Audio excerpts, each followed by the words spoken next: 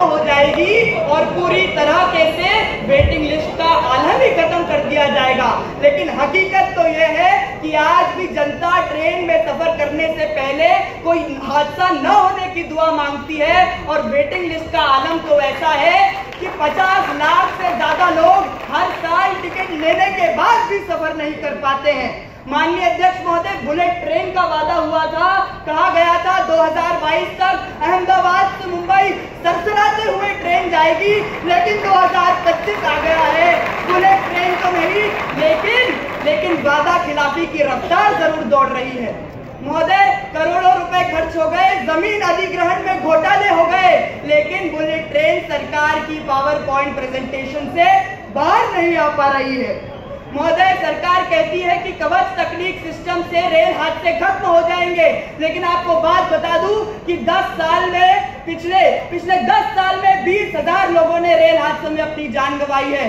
क्योंकि महोदय, जब रेल के डिब्बे टूटते हैं, रेल पटरी से फिसलती है, तब सिर्फ उस रेल के डब्बे नहीं टूटते, एक माँ की गोद सूनी हो जाती है, किसी बच्चे का भविष्य अंधकार में चला जाता है और एक बूढ़े पिता की आंखों से उसकी आखिरी उम्मीद छिन जाती है। महोदय, स्टेशन रीडेवलपमेंट की बात होती है, कहते हैं 400 स्टेशन हम एयरपोर्ट जैसे बनाएंगे, बनते कितने हैं? केवल 20। बनते के भी जनता की आवाज आती है कि हाँ, चमकते बोर्ड तो हैं, लेकिन पीने का पानी महंगा है और भीड़ की भीड़ वही है।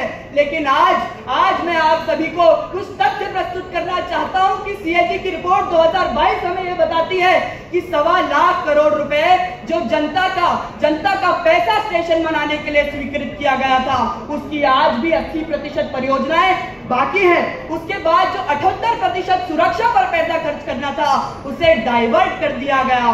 और इकोनॉमिक टाइम्स की 2020 हमें यह रिपोर्ट बताती है कि 300 करोड़ रुपए की कैटरिंग का निवेश एक ही कंपनी को दे दिया।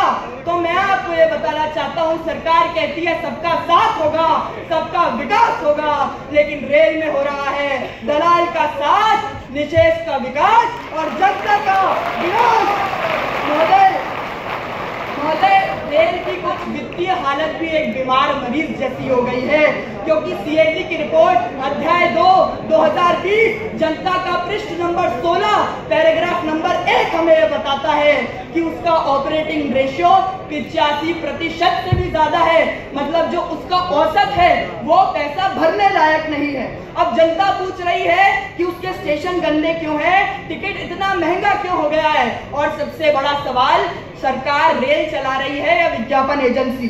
दुनिया देख लीजिए, जापान में 0 एक्सीडेंट मॉडल है, फ्रांस मालगाड़ियों से उसकी अर्थव्यवस्था बदल रहा है, और चीन ने तो 40,000 किलोमीटर की हाई स्पीड रेलवे बिछा दी, और हम